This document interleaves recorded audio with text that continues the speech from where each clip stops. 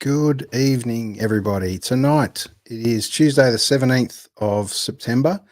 It is 8 o'clock, just gone past here in Melbourne, Australia, and it is roughly 11 o'clock over in Ireland right now. So we get a chance tonight on episode 152 to connect to Peter Baxter. Really exciting, this chat. We get to throw ourselves over the ditch again, a long way this time over to Ireland. We had a little chat with a visual artist, a pencil artist that does some awesome stuff over in Seattle a week or so ago. And we get a chance to spread ourselves over to the other side of the world now with Peter Baxter to talk about his music journey, most importantly, but also his new EP, The Dark Familiar, that's just been released. So great title, very intrigued. And for one, it's a album or EP title that doesn't appear as one of the song names. So there you go, just a little cheeky little tidbit there in amongst this. So look forward to having a chat to Peter and seeing talking about his journey right now, actually, and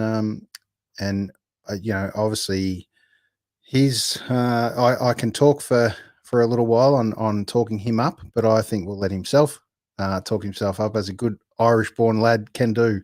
Let's bring him up. Welcome to the show on episode 152, Mr. Peter Baxter.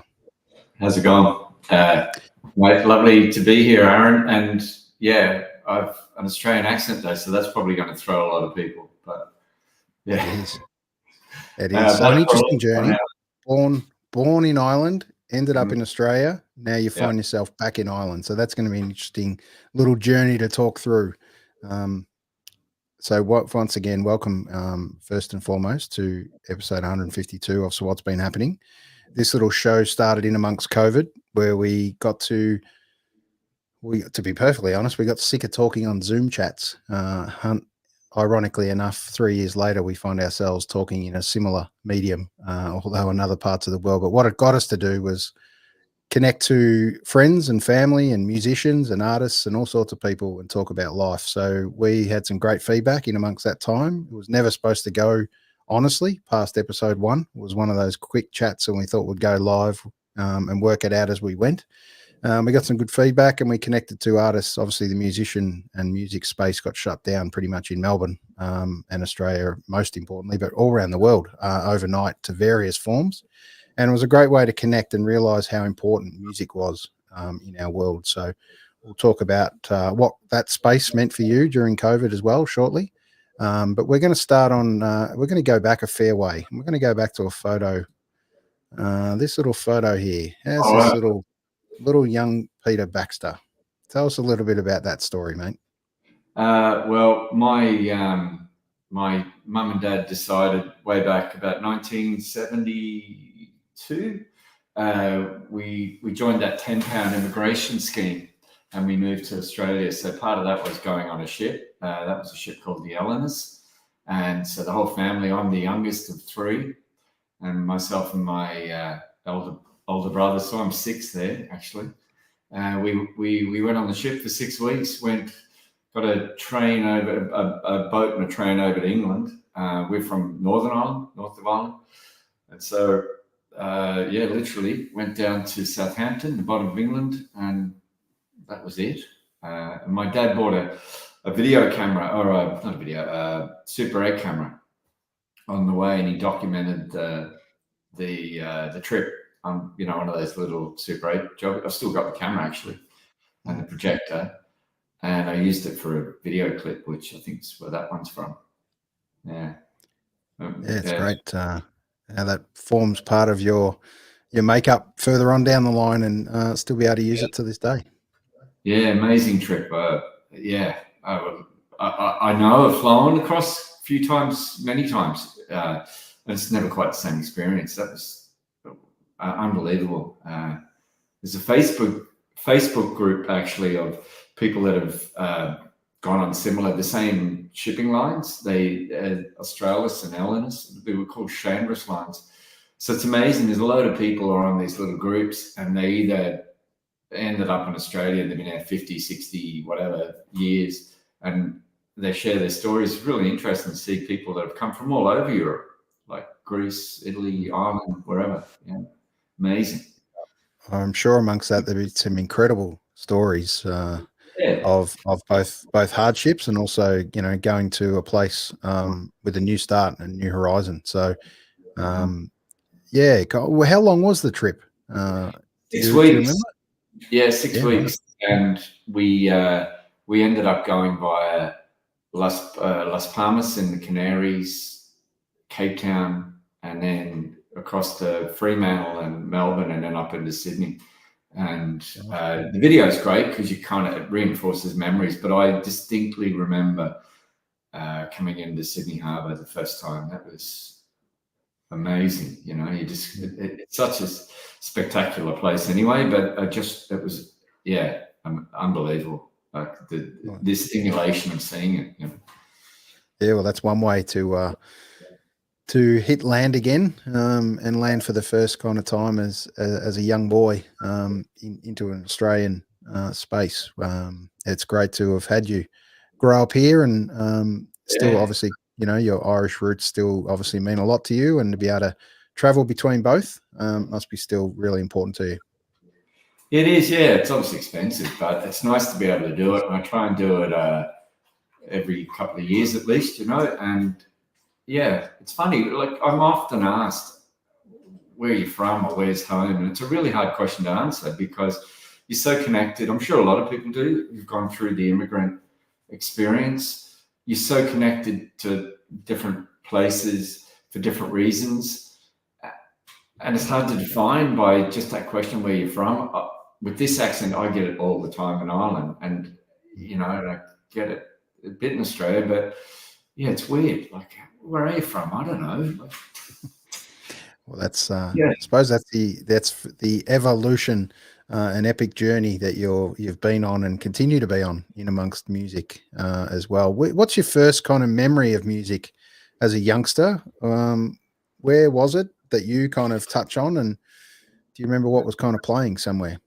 Well, I grew up in like, we always would have music on, you know. So my mum loved not Kenny Rock, what I'm talking about. She loved Johnny Cash, Willie Nelson. She loved good country, you call it, you know. And my dad would have grown up very much in the Irish ballad tradition. So always had music on in the house somewhere, you know, the turntables or radio or whatever. And then I would have listened to anything, really. But that would have been very much it. And then in an Irish family, like, sing songs would have been pretty big, you know. So you'd have grown up singing songs, particularly ballads. Yeah, growing up listening to those. Songs of sadness, songs of happiness. There was a song for everything, wasn't there? And there still is in amongst different genres of music. Yeah. And it's a brilliant thing. I've actually had an experience the last 4 or 5 weeks where going to a funeral and then a couple of different parties and stuff just ends up like 4 or 5 weeks in a row where I've been going to sing songs, and they're just so good. They're one of those things that just connect people, and it's not necessarily in the context of a traditional sing-along in a pub. They've been in different places, houses, a couple of them pubs, or whatever. Yeah, just functions where people get together, and I love that communality of people singing.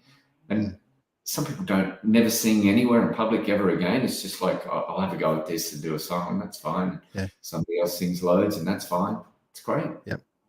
The greatest music instrument of all is the voice. You just got to find your spot and where you fit in amongst a groove and a sound. It's I think we're blessed. The people that say they can't sing just aren't trying, because it's there somewhere. We just got to get it out and find which bit is for you. Back yourself. I think that's it. And some of the people, anyway, it's good fun. But if you give yourself over to it, you know, and people are willing to, it's not a judgment. It's more of the fact that people have a go and people appreciate that, and you're sharing. That's the lovely thing about singing. You hear that from people in choirs, the benefits, the health benefits of being in a choir and what it means to people, you know, who normally wouldn't sing necessarily. It's fantastic. Well, speaking of singing, it obviously easy for me now to ask you. You've been kind enough to offer us up a couple of songs for tonight, so we might get one underway quite early in the chat. What have you got for us? Yeah, okay. I was going to sing Hickory Wind. It's a song. It's a country song. Well, yeah. It's an old Graham Parsons song, and I learnt this really early on when I started playing guitar, but I was going to record it a few times, and it just never really happened that I could. But the last time I was in Australia was 2 years ago, and I did a couple of shows did one in Melbourne with Mark, who I think we're going to talk about in a minute, and another one with an old mate, Steph, in Sydney, Steph Miller. And Steph and I played this song a long time. And one of the great things about, like, there's a lot of positives and negatives, obviously, with lockdowns, but one of the positives, for me anyway, was the ability to be able to start to work with musicians, collaborate overseas. And so Steph, I was able to bang down a basic version of the song, send it to Steph, and he put on all this different instrumentation, and we played the song together live lots of times, send it back, and then we're able to finish it. And anyway, so this song goes out to Steph, it's called Hickory Wind. Beautiful. Here we go.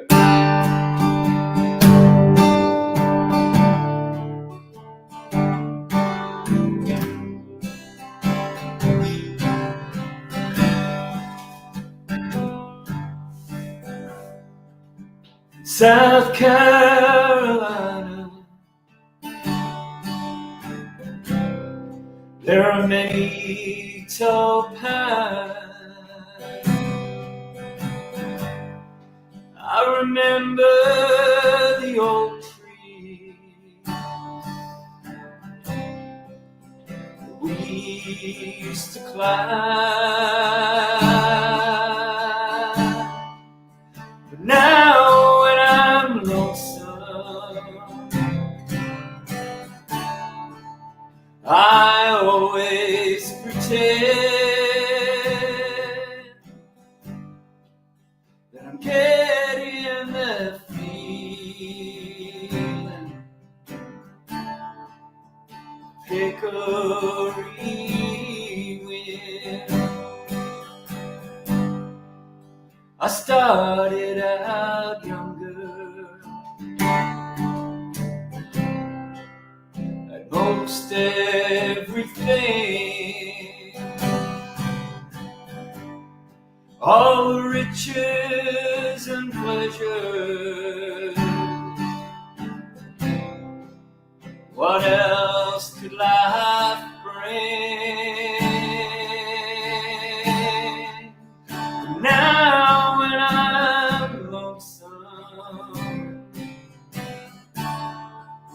I always pretend that I'm getting the feeling of hickory wind. It's a hard way to find out. The trouble is real in a faraway city. The faraway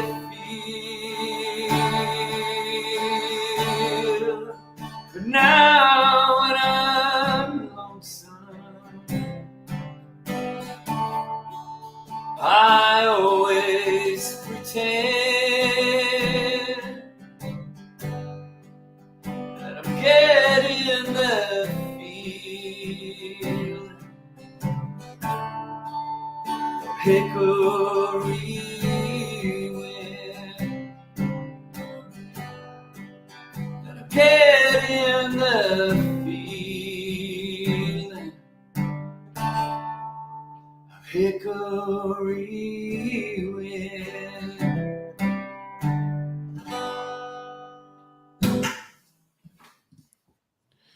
Wow, that was beautiful, mate. What a great version. Thank you. Thank you very much.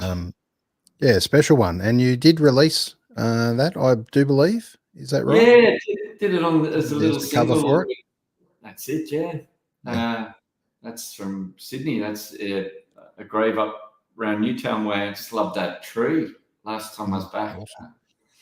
So anyway, I like taking pictures of trees and stuff for artwork or whatever.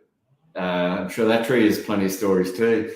But yeah, did the song as a little single on the EP, and it's I'm getting a bit of play here and there, which is great.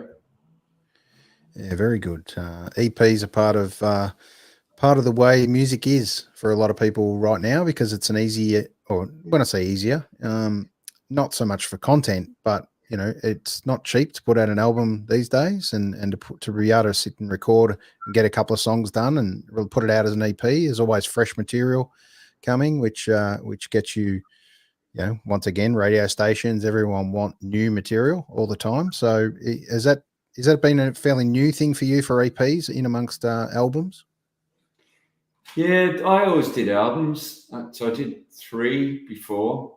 And then you're talking about lockdown. So kind of what happened there was, I know Melbourne had probably didn't have the most lockdowns in the world, or the longest lockdown. Yeah, sure did. So we had a good few too, over here. And so as a project, I kind of, because I had the drive with the last album on, and a couple of the songs.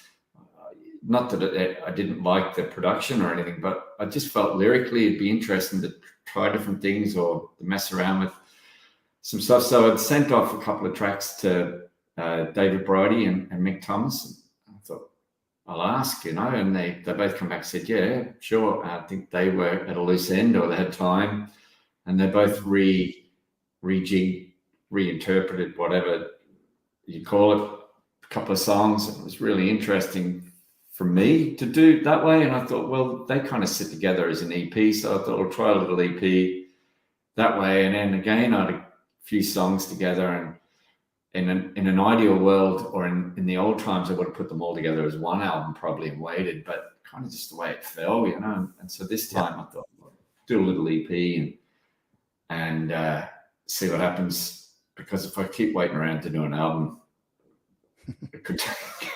the joke around my mates is that I make the Blue Nile look, rapid, where I'm taking 10 years maybe to do an album. So at least by doing an EP, maybe a lot of people are the same. You can do an EP and you can kind of chip away at it, Sure. Well, Hickory Wind features on the new EP, A Dark Familiar, that's just come out. So we're gonna play a little clip from the first song on that EP. Where do I begin? We're just going to play a little bit of that clip. Cool. And if I can find it quickly, here it is. We'll play a little bit of this and we'll come back for a chat.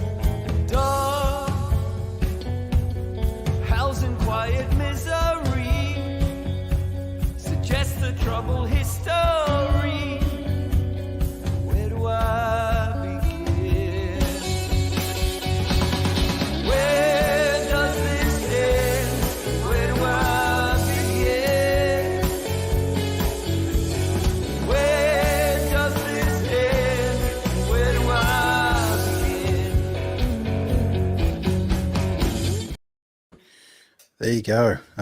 We'll just play a little bit of that, and I urge everyone to jump on YouTube and onto the links for Peter Baxter that we'll post here. Please check him out for the link tree, and then jump on the YouTube channel and check out some of these great clips. So amazing line in amongst that. Where does this end? Where do I begin? That's a pretty powerful little statement in itself. What was it? What did it mean for you during this writing of this song? Well, great question. I've never been asked that, actually. I think from my perspective, like my mum died, so that was both parents had passed away. You tend to question your own mortality because you're next, as it goes through. And then I've teenage kids, so you kind of think about the lineage or whatever, or your part in the whole process. To me, that was just, I was kind of spending a bit of time just thinking, where do I start? Where do I begin? Do you know? I don't know. It's just a philosophical question, really. Yeah. Yep. And it kind of worked, I suppose, in the context of the lyrics. Yeah, well, it's kind of one of those questions you ask yourself every time you wake up in the morning is, God, and the craziness of the world and post-COVID and everything else, and during COVID and pre-COVID, we're all asking ourselves, where do you begin your day? And where does it end? That's another question. So yeah, just really, really powerful line that hit me and made me reflect. So yeah, thanks for obviously writing such a great track. I mean, when I listened to it, I played it to my wife, and she actually thought it was you too. Yeah. There you go. So it's an incredible positive. That power in your voice, very much a combo between Bono and The Edge. It's a beautiful piece. Yeah, well, like I did grow up listening to a lot of U2. I was a bit of a U2 nut for a while, but yes, I'm sure the influence is there. Absolutely. Mark actually played, my cousin Mark, who I think's been on the show, Mark Sinton. I'd sent him the track, and he put on a lot of the different lovely layered guitars and keyboards and sang as well. That's typical Mark. You ask him to do one thing and he's great. He chipped in with loads and suggestions and ideas. So it's brilliant to get that kind of feedback. So we can thank him for the guitar sound. It's a great one too. So Mr. Sinton, if you're out there checking this show out, as you I'm sure will be, given your connection to Peter, thank you. And I can't thank you, Mark, for connecting Peter and I together. I have to thank Chris Fambleton. But if I had been at his gig, I would have actually met you before now. Yeah. So it serves me right for not being there earlier. But it's fantastic to connect now. So thanks again to Chris Fambleton for connecting some dots and putting us in front of some new artists. We really value your time, Peter, to be able to have this chat with you tonight or today in your space. You, Chris. Yeah, he's a great guy. Yeah, he does some incredible things in music, and always pushing as many artists in his space as he can. And this little show doesn't reach a truckload of people, but it sits in the interview room, we kind of call it, in the big wide world out there. And to be amazed who comes across it at some stage and maybe get something out of it. But to be able to reflect on your journey so far is the kind of thing we try and do in amongst this show. So I'm going to ask you the first album you remember buying, and what was it on, and was it on vinyl or what was it back in the day? It was ABBA Arrival from, I can remember it. I've still got it probably. It's not a cool one, but it is, I suppose. But it's definitely the first one I remember going down and spending my pocket money on. I was about 11 in Coles in Campbelltown, where I grew up. Yeah. Sure. I was I think it was in the main street. Yeah. Like whatever that was, probably $3, $4. Yeah, it's amazing what albums we used to be worth, and now they've done the complete flip in amongst this, and so the true vinyl people say vinyl never went away, but it's definitely made a massive resurgence in amongst it. We were just chatting off air before we jumped on, and we talked about the possibility of releasing something on vinyl, which is kind of means, wouldn't really mean something to you at this stage of your career to put an album together and be able to press it on vinyl and have those discussions and get it out amongst being able to feature, fantastic artwork in amongst like this one. Just tell us a little bit about this new EP and this artwork. Where did that come about? So a friend of mine from growing up, Zara Kilfeather, she was sharing on Facebook this artist, Glenn Brady, who she really loved and rated. And I really connected with this stuff. When you see someone's work, you go, wow. And so I reached out to him and I said, listen, mate, I hate putting me on the cover. I hate being on videos. I love the idea of great bands would do lovely artwork, really put a bit of thought into it, or artists. So I asked, would he listen to the music and do some artworks, and actually have them in work. They're actually sent across the boards, the original paintings. But he sent those, and I sort of stunning artwork. There's another one from the previous EP as well he did, and it's lovely, and it's great to be able to try and help other artists out as well, support him with the commission and help me. And anyway, so take your time and do it right. And I think that's the kind of way with musicians sometimes, if we can connect and collaborate with other artists, it's nice as well, not just musicians.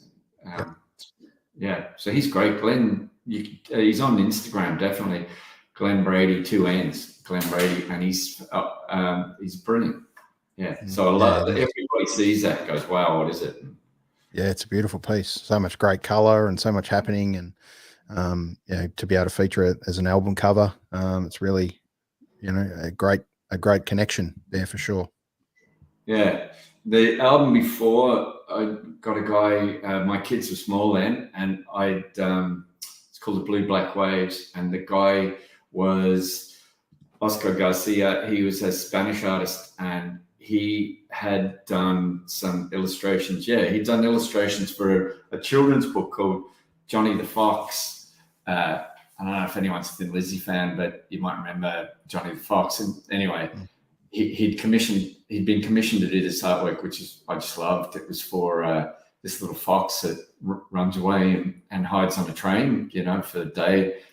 So I reached out to him and I said, look, I love your stuff. And he did this block work. Actually, that's all original block work, which I have, and I kept meaning to do something with.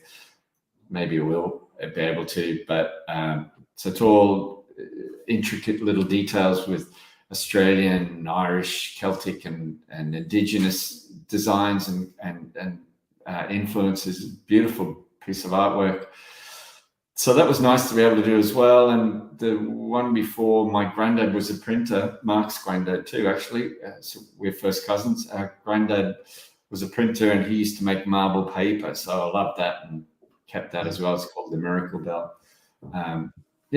So it's nice to try and tie stuff in, Yeah, definitely. My dream is one day to look good on vinyl. So I'm hoping to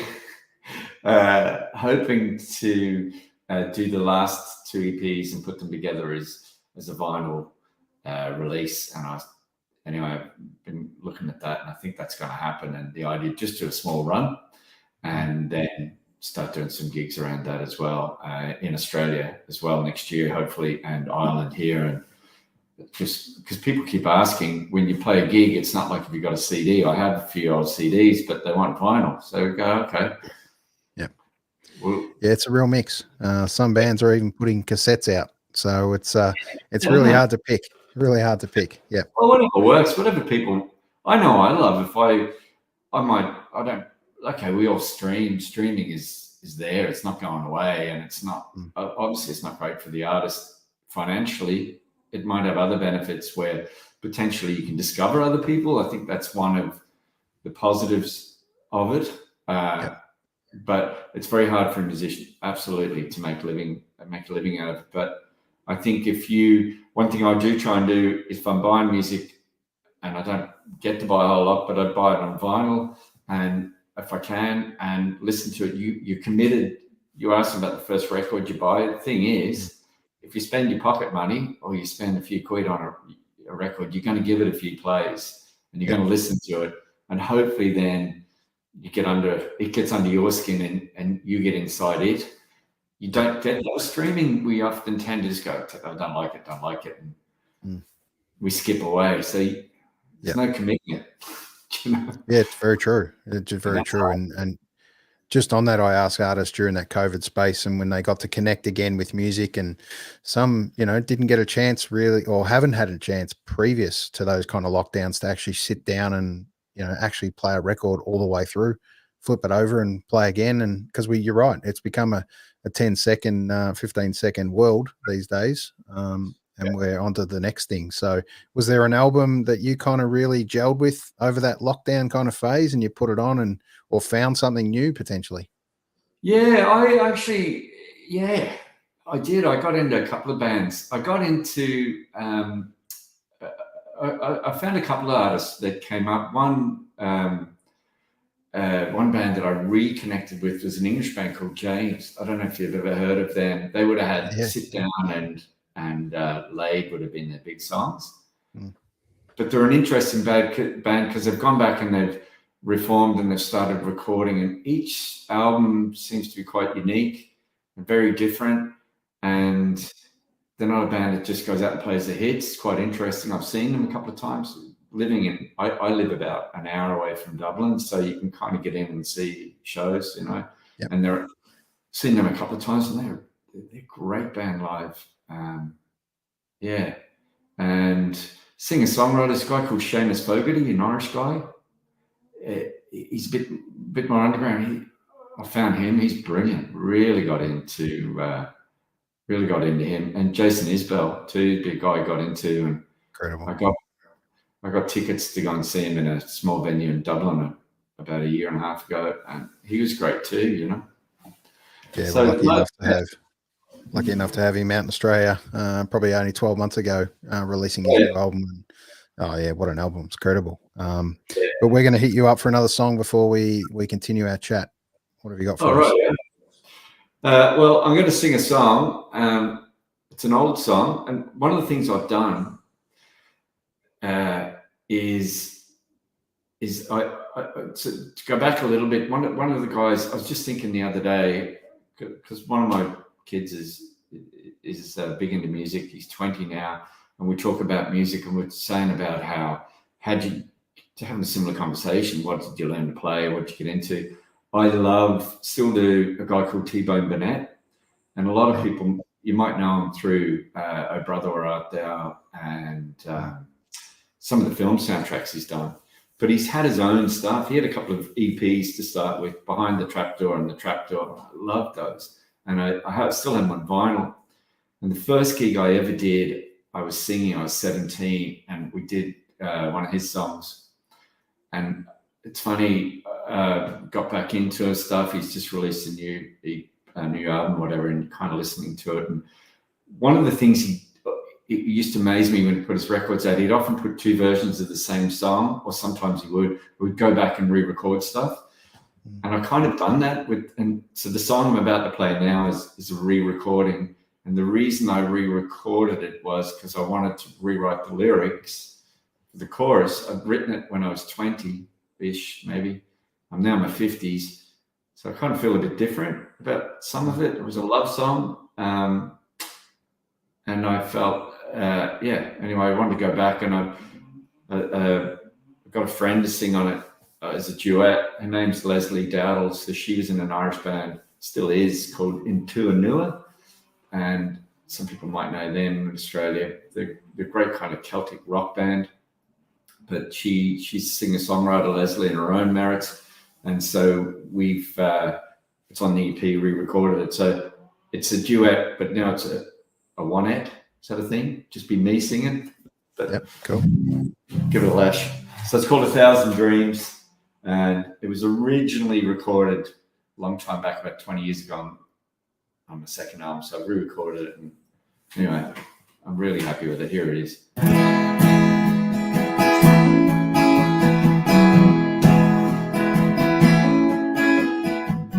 Dreamt 1,000 dreams last night. There's one I can't remember. It started in the early spring. It went on forever. It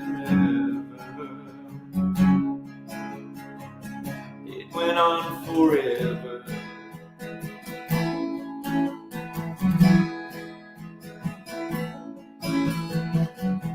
Dreamt 1,000 dreams last night.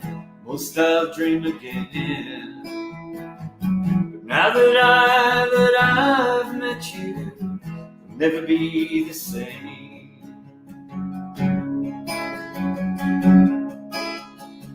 They'll never be the same.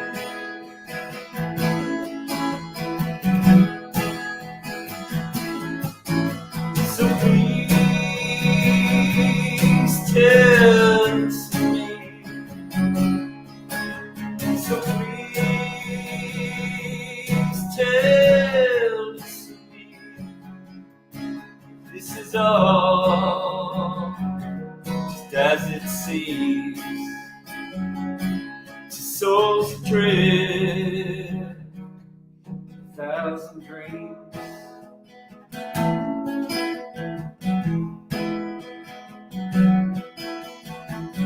Dreamt 1,000 dreams last night. There's one I can't forget. It's all about the day, the hour you and I first met. You and I first met.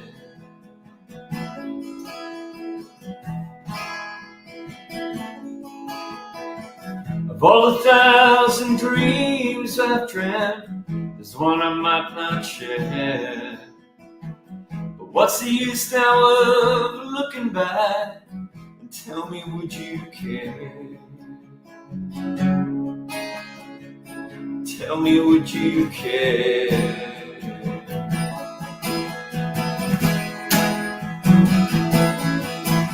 So please tell to me. So please tell to me.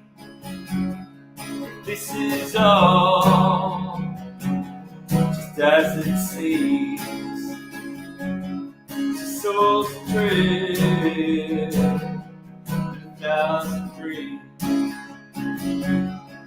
All the colors will stitch through. Follow me, say to you, we believe 1,000 dreams, 1,000 dreams.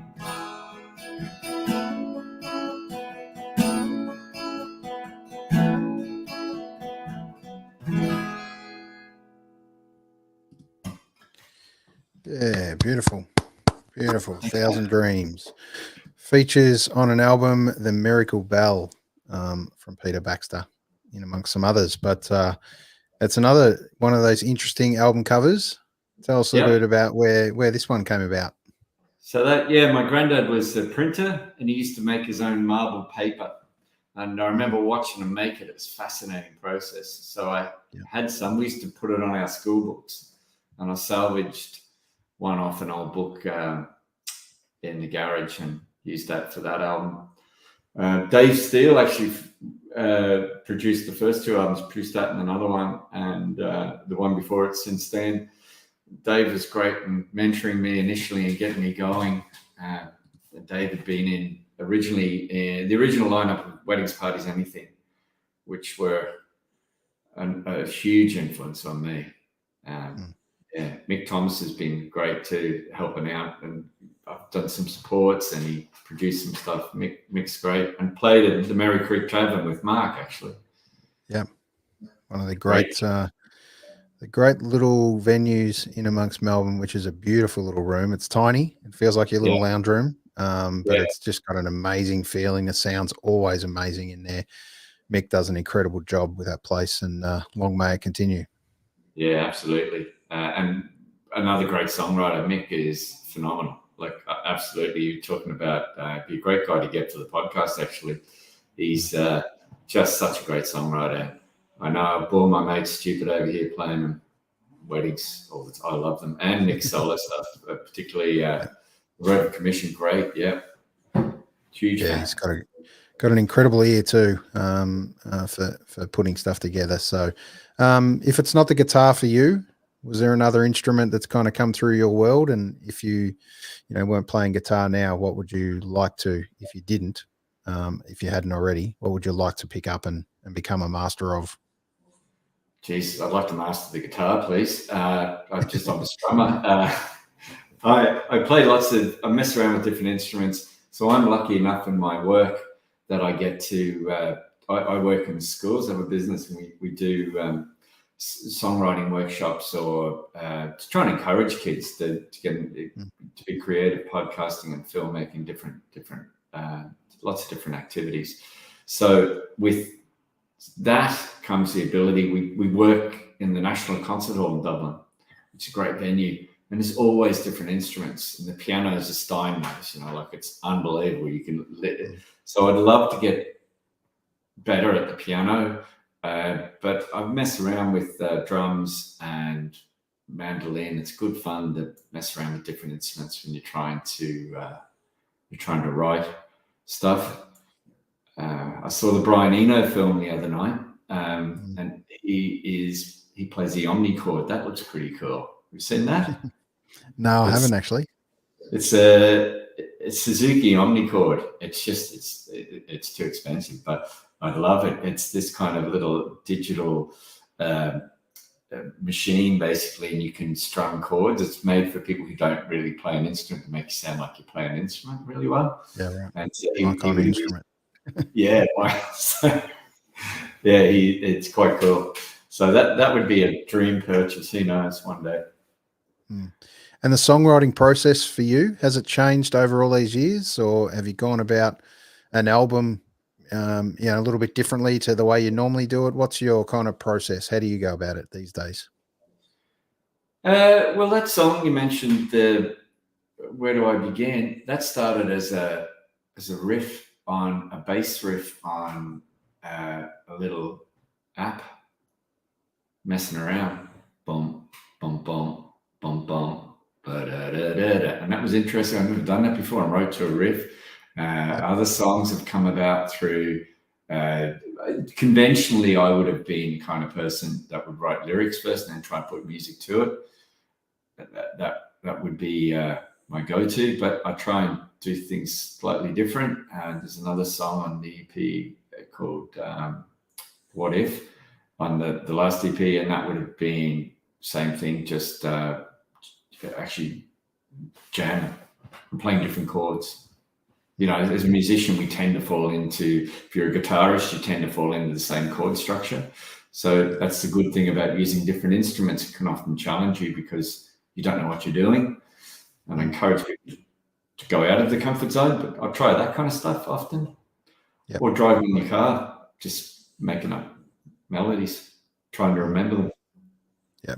And you talked about songwriting workshops, and I'm sure there's a bit of advice you can give to a young artist that's kind of, just paving their way and working through and probably potentially doubting themselves or looking for a direction, which is the cool direction.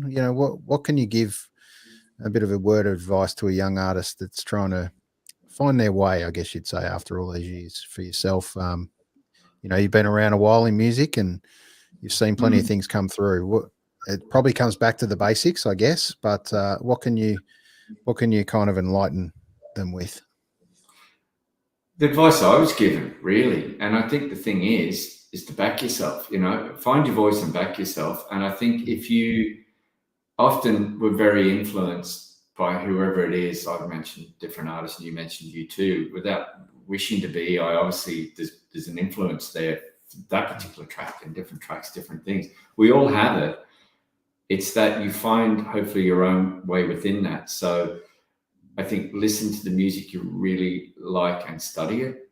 And by study it, I mean pull it apart and see what's in there. Do they have an intro? Do they have an outro?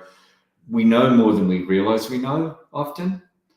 and then go back to what it is that you're doing, is what I would say. So, and I think one of the things we miss often in the digital world that we would have had, any of my generation maybe, and maybe yours too, I don't know, but when you buy a CD or a record, you'd be looking at who the songwriter was and who produced it or whatever. And very often following that lineage is an interesting one, because you'll find, if you like a song, you might find some of their other songs, and then you study the lyrics and you study what the arrangement and the instrumentation is. You don't need to be a musician, a virtuoso to do that. You just know your own instinct, what sounds good and what doesn't. And talk to yourself and make a little list. We always say this when we're doing workshops: write a list of what you don't want to write about. What are your parameters? What don't you want to do? And then don't do that. Okay, think of Midnight Oil. They didn't do love songs. Yep. Not until well in their career. You know, it was all about social and political commentary. So what is it your band or your artist won't do, you as an artist don't want to do? So that'd be my kind of things. Find your voice, back yourself, and think about what you don't want to do. That's a good place to start. Yeah, great words of advice.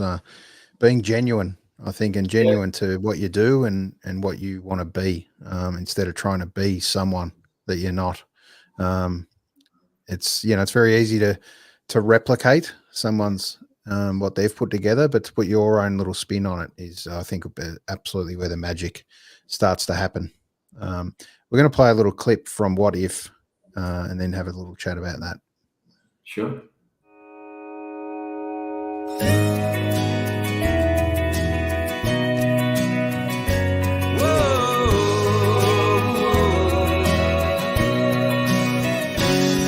What if this is how the story ends? No happy ever after.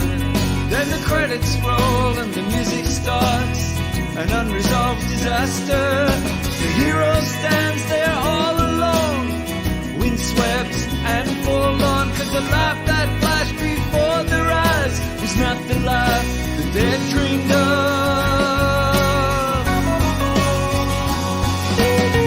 Just because they say it's so doesn't mean that you ought to know. Rain falls and the river flows, on and on, so it goes.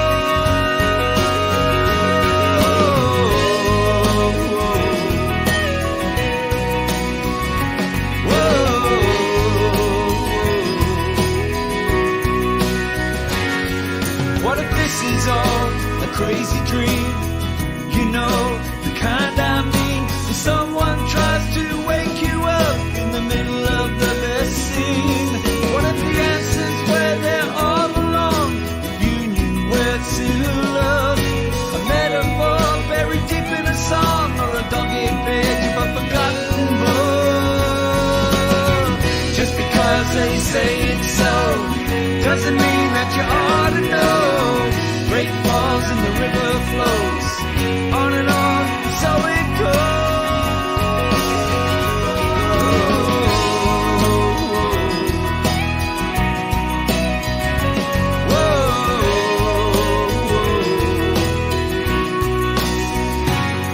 It's not the time.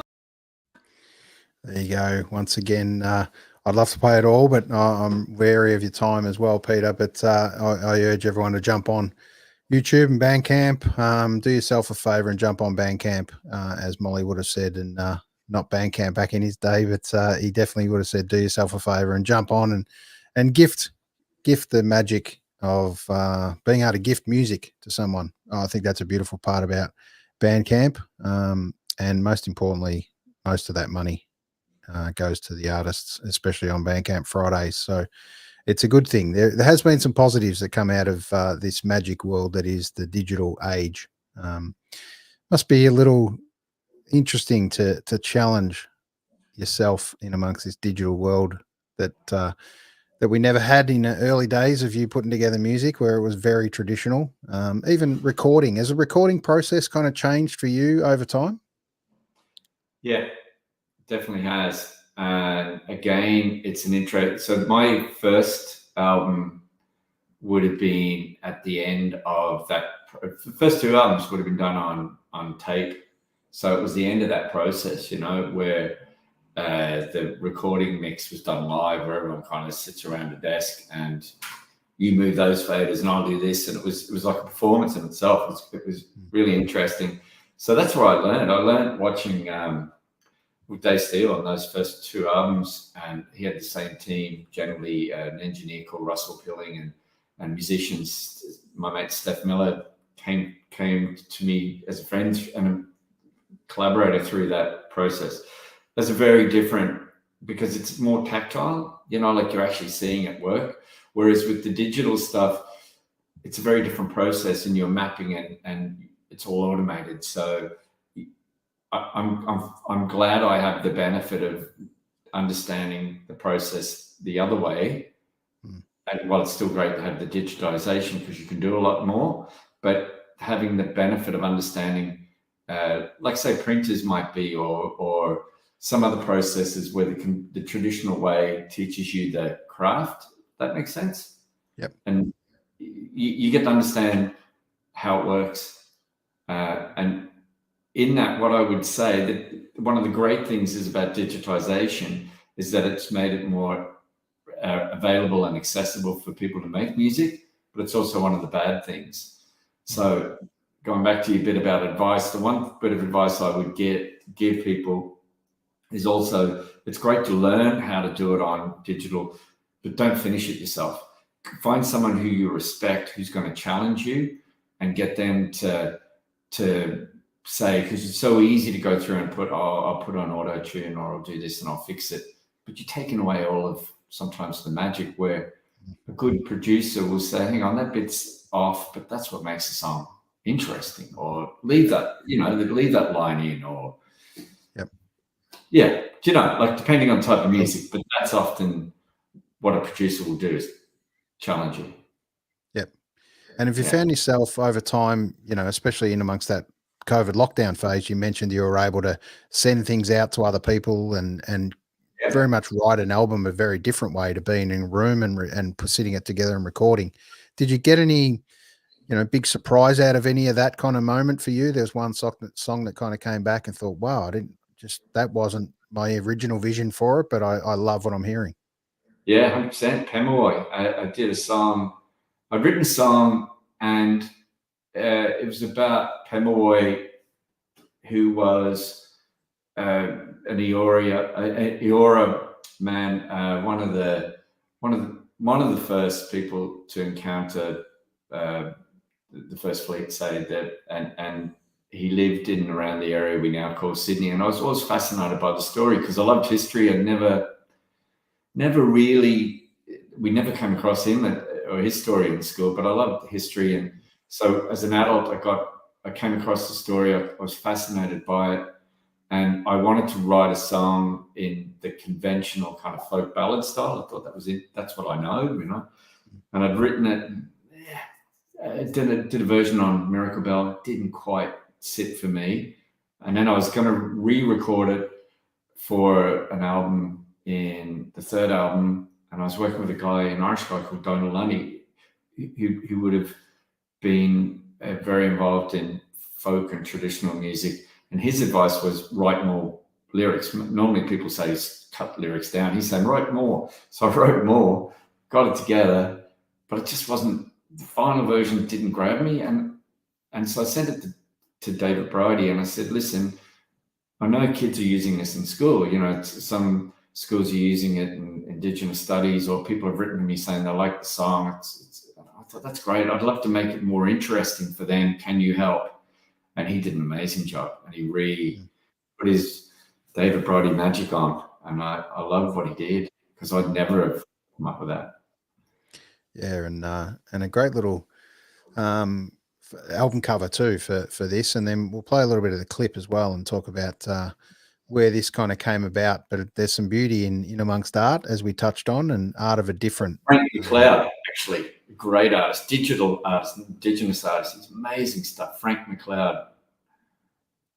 There you go. Look that up. All right, we're going to play a little bit of Pemawoy. Here we go. Hey.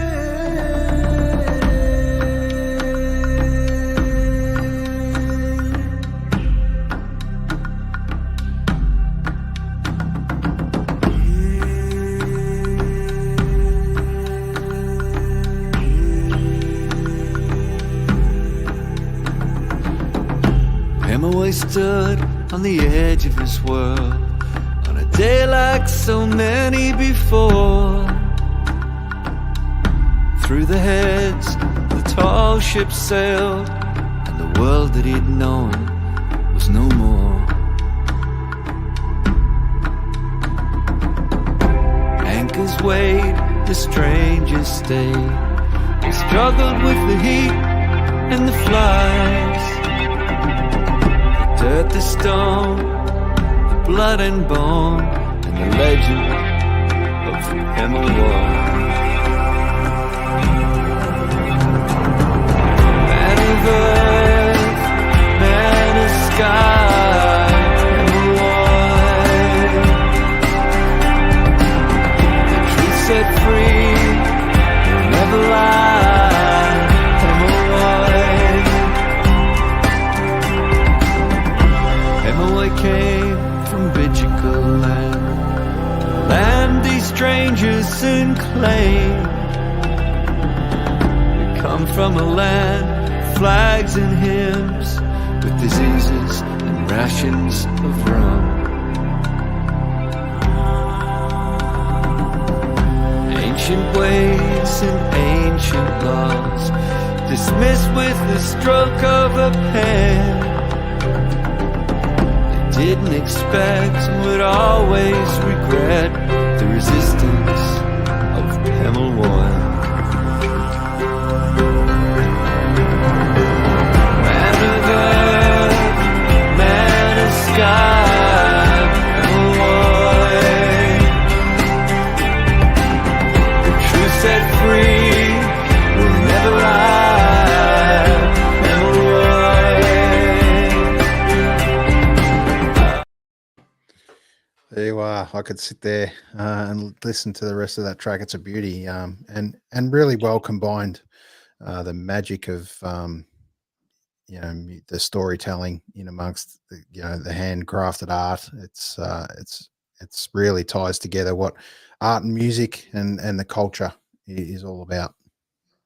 Yeah, well, I hope so. Like, a lot of thought goes into it, and then the idea of collaborating with people, it's something I'm really proud of. I'm proud of being able to make some music and put it out there, and also the fact of working with other people, because as an artist, in whatever capacity you work in, music's mine, but I think it's so interesting to work with lots of different art forms. It's something, works. I'm so happy to do it, because you get to go down directions or avenues you wouldn't normally go down. If that makes sense. Yep. A couple of last questions for you. You've been incredibly generous with your time Thank you.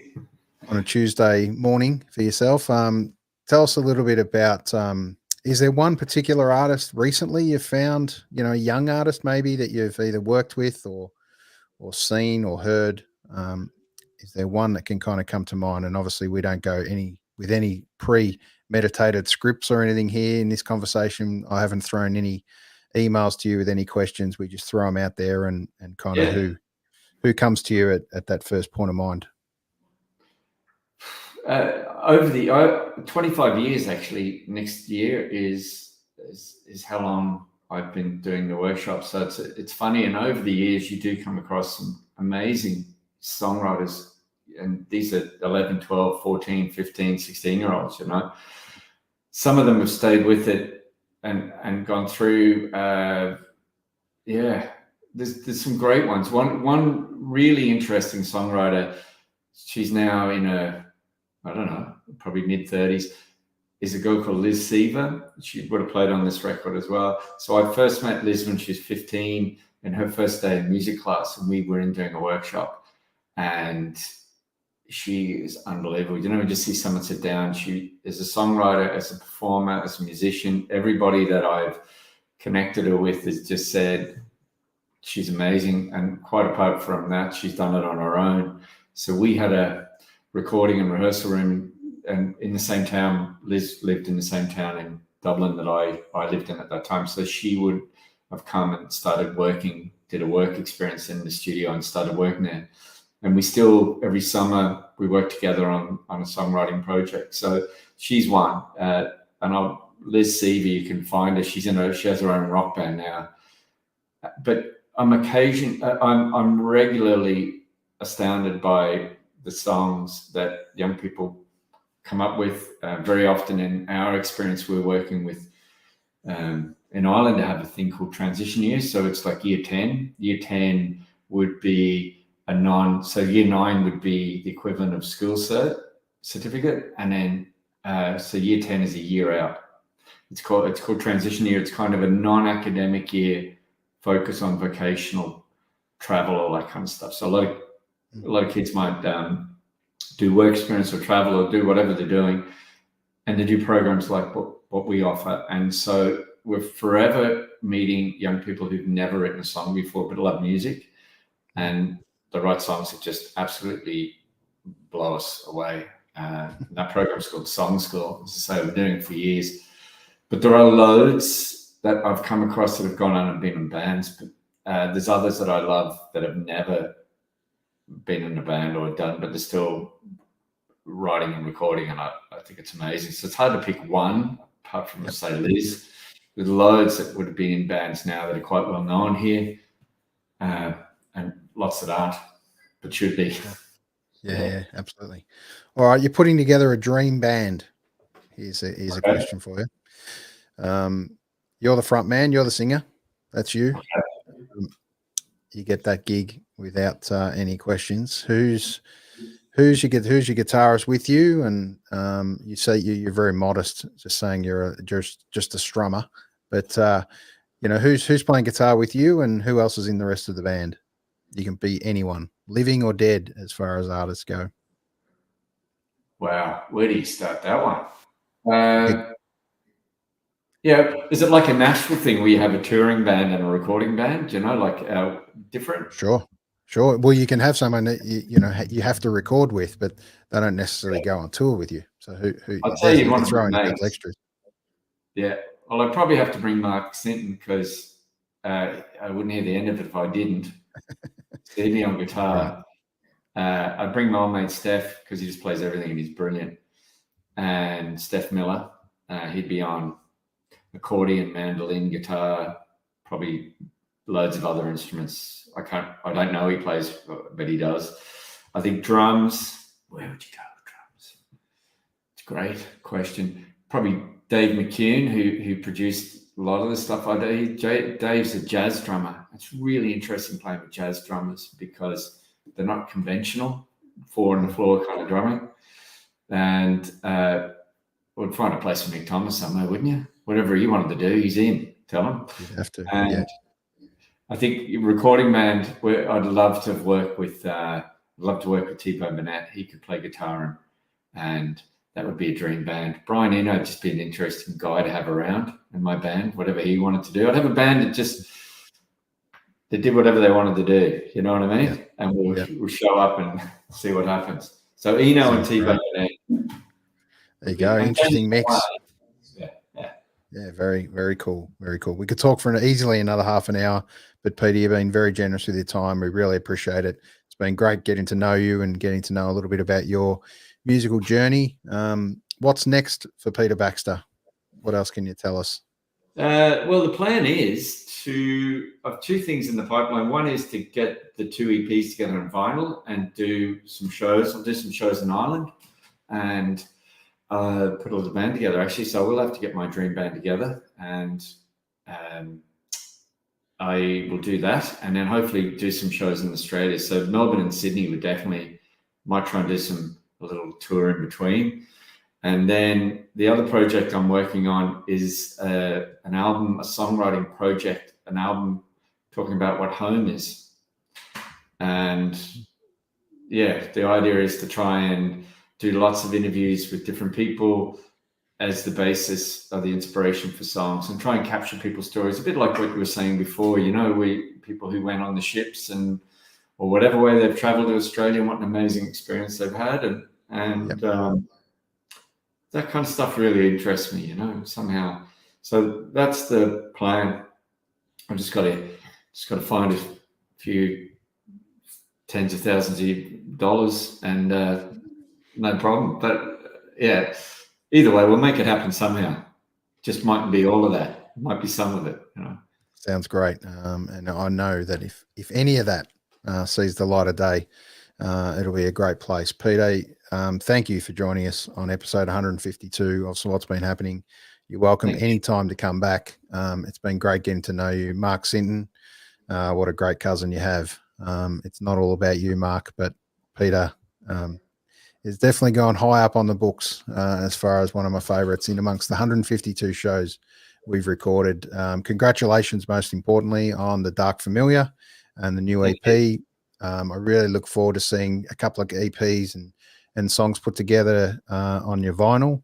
Look forward to that in the future. And when you do hit the Melbourne shores, please sing out and let's have a beer together. But hopefully I do get over to Ireland. It's been on my hit list for a long time, and you've given me a reason. Oh, mate, please do. Yeah. And absolutely. I'd love to buy a pint too. A pint of the Dark Familiar. Yeah. Sounds great. Fantastic. All right, Peter. Thanks a lot. Thanks for joining us. Thank you. What a beautiful chat with Peter Baxter. It's fantastic to be able to do that. And thanks again to Chris Familton for hooking us up. And make sure you jump on Peter Baxter's details. We're going to run through a couple here with Peter Baxter Music at Bandcamp, and also easier probably to jump on the link tree where many of Peter's links are, and also his website, peterbaxter.ie. We've been nice enough to jump all the way over to Ireland this morning or this afternoon, depending on where you are in the world, and having a chat to Peter. We've got some shows coming up, which we'll list in amongst the comments, but it's fantastic to very quickly move past show 150. We talked not long ago about actually just getting to show 100 and what we're going to do special, and all of a sudden we're at 150. So it's great that we're still getting conversations happening in amongst artists. We had a couple of mental health chats recently, and we look forward to doing that every first Tuesday on the month. We're going to start those kind of conversations, because it's incredible when you put something out into the world, like music, like a chat, like an art form. You'd be surprised what comes back in amongst your conversations. So I'd like to thank Peter and all the artists. It's time that I updated this gig list or artist list that I've just put up on screen in amongst all the great artists that I've had on these shows. So look forward to reconnecting with some of these. We've revisited a few that we've, in some instances, a couple of years since we got to jump on and have a chat. So look forward to seeing you again on the next episode, 153 coming up. We're actually having a chat this Thursday. It's going to be an AFL sports chat just on preliminary finals, and then we'll get back talking about art and music again in the next couple of weeks. So have a good week. Enjoy your week, most importantly. Get out and see a band, get out and see some music, take a friend with you that you haven't seen for a while, and buy yourselves a drink and a nice Palmer or something like that. And all these venues out there at the moment need you, and artists need you, and the world needs you. So get out there amongst it and have fun. See you soon.